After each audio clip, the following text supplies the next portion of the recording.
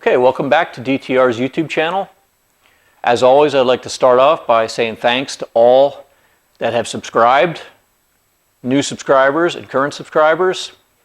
I really do appreciate it, and thanks for helping the channel grow. And let's get on with the next video. So, the purpose of the channel is to document these restorations that we're doing here at DTR. It helps share information and procedures and such with the customer, with people that are considering doing a restoration, to see the work that goes into these different projects. And in the course of deciding to do this YouTube channel, this project here was already in process. It's November of 2021. We started this project last October of 2020, and so I didn't really spend too much time doing any videos of this project because it was kind of done at the time. But I wanted to kind of take you through the project and show some of the work that went into this, because it was a very extensive restoration. So let's get started. So this customer was referred to us by another customer that we did a full nut and bolt restoration on his 1968 Montego MX, as well as a partial restoration on his other 68 Montego MX convertible. And word of mouth, customers are great. Tells us that we're doing a good job, that our customers will tell their friends and so on to bring us work, and that makes us feel really good. That must mean we're doing something right.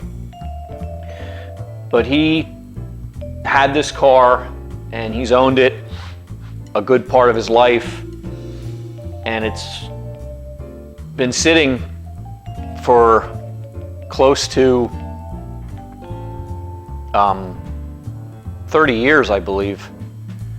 And it got to the time where he wanted to get the car back on the road. The initial intent was to just kind of freshen up the engine, you know, with the incidental parts, plugs and stuff like that. And the car came to us, it was not running. Again, it had been sitting for a long time. But we brought the car in, we took a look inside some of the cylinders with a camera, with a borescope camera. And from what we were seeing, it looked okay. And I say some of the cylinders. We didn't look at all of them, and that's where we made a mistake.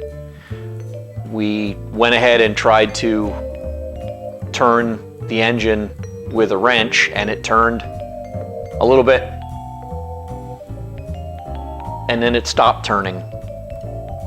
So we figured there was a rust ledge or something causing it not to turn.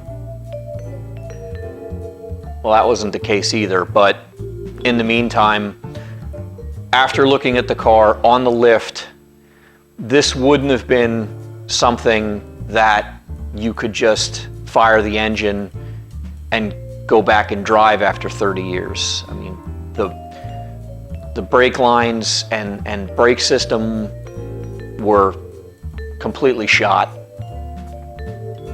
and unsafe to be driven. This is a non-power brake car as it is. It's tough to stop it the way it's set up. This is the way it was designed and built, but the way the components were after all those years, it wouldn't have been safe to drive. As well as the suspension components were all rotted and bushings were dry rotted and so on and so forth. So that's where we had to really decide what we were going to do with this project with the customer. He had the intention of restoring it eventually, and after seeing everything that we had, it was just decided upon that we were going to start by restoring the frame. So with that, we removed the body off the chassis and started by rebuilding the frame. We removed the body, and the frame and the body on the right rear corner, he knew that there had been some kind of fender bender accident with that.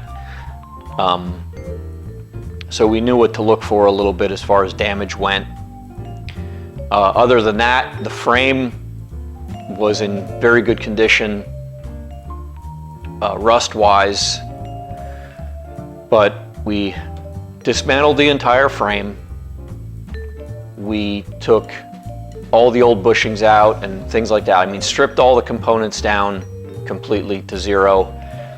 And then we took the frame and all the suspension components and everything we took apart, and we sent them out and took them for sandblasting and powder coating. Sandblasting and powder coating is, for a frame like this, any of these frames we're doing here, is cost effective, it's more durable, and to me, in my opinion, it's just the best way to go when restoring a frame. In the meantime, we sent the engine to an engine builder, and we sent the transmission to our transmission specialist. The engine builder quickly figured out why the engine didn't turn anymore. It had nothing to do with rust rings. It had to do with mice. Over the years of this car being stored, the mice were storing birdseed in this engine. They were going up the side pipe, through the manifolds, and into the two front cylinders of this engine. The valves must have been open just enough that they were finding a good place to store their winter feast. So that was something we never ran into. It was new to me, at least. The engine was a little beat up and rough. This car is a performance car, and whoever had it before my customer had it really used it to its potential, because the engine and the transmission were both in need of some serious repair and rebuild. But this is a original matching numbers car, original 427, 4.25 horse engine, which is a very rare combination for Corvettes. I'm sure any of the Corvette experts out there can correct me. I'm sure they're out there. But from what I understand, this is a very rare combination. Original 4-speed is in the car. The 4-speed was also damaged substantially. It ended up getting, fortunately ended up getting a brand new NOS set of gears to put back into the trans, to keep it, you know, that close to original. So that worked out well. So we got the frame together, got the engine and transmission all back in, setting on the frame, and then it came to the body. And this body, again, for a low mileage car, this body had taken a lot of abuse. This is the original color of the car, and when it came here, you can see it was orange, which didn't look terrible, but it wasn't the original color of the car. I then had to strip all the paint off of this, and I suggest if you're going to strip one of these, take the entire body apart, inside and out, and have the outside of the body soda blasted. You can sandblast it if you have somebody who you can trust to do it. It will work, but soda blasting is less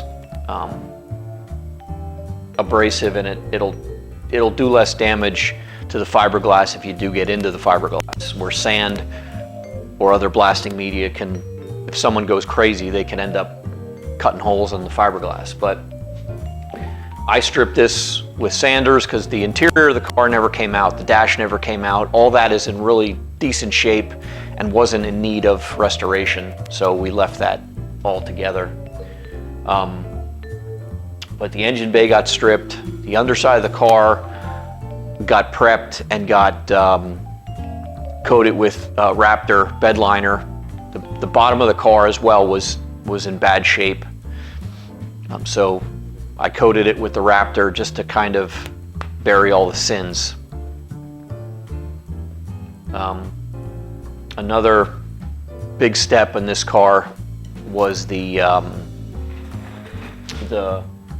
rear quarter panels did not look like this. They had they were flared out. Whoever painted the car orange and whoever crashed the car multiple times must have been the person to put those flares on, but customer didn't want those. He wanted the car to look original, so we fiberglassed in the original quarter patches and got it looking original again. But in the process of stripping this car, I mean, depending on what corner you were on, could have made for 3 paint jobs or 4 paint jobs. There was a lot of work done on this thing, and it probably comes down to how many times somebody drove into something with this. The rear of the car, as not just the flares being incorrect, but on the rear of the car, previous owner added a 3rd tail light. There's a tail light, a reverse light, and then there was a center tail light.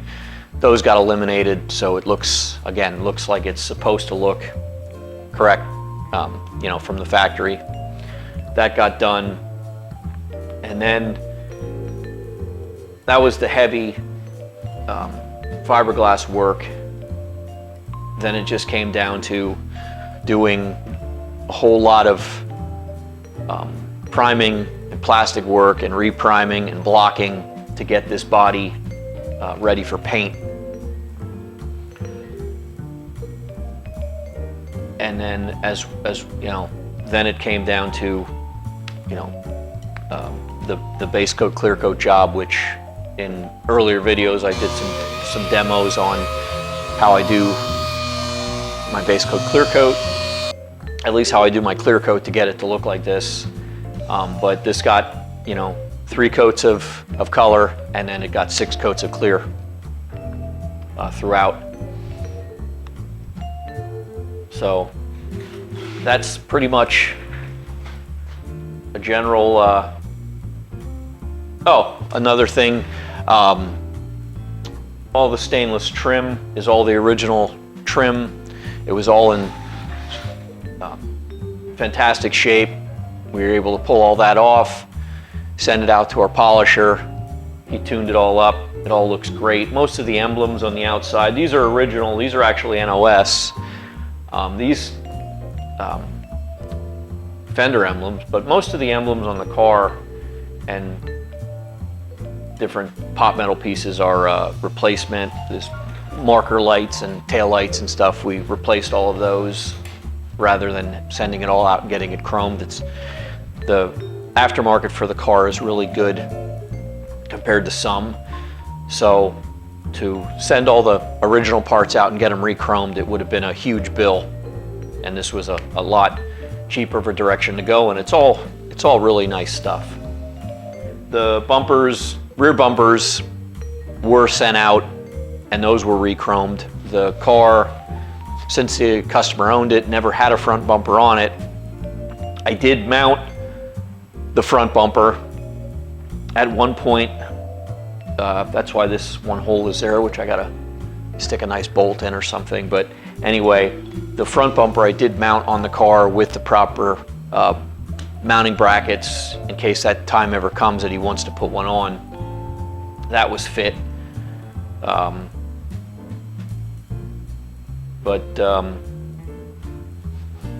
mean, this was, as I said, this was a huge nut and bolt frame up restoration, and I think it turned out really good. So give me your opinion. How do you like it? Do you have any questions? Any comments? You can always leave them down in the comments section. So once again, thanks everybody who's been tuning in. Thanks for watching, and I'll see you next time.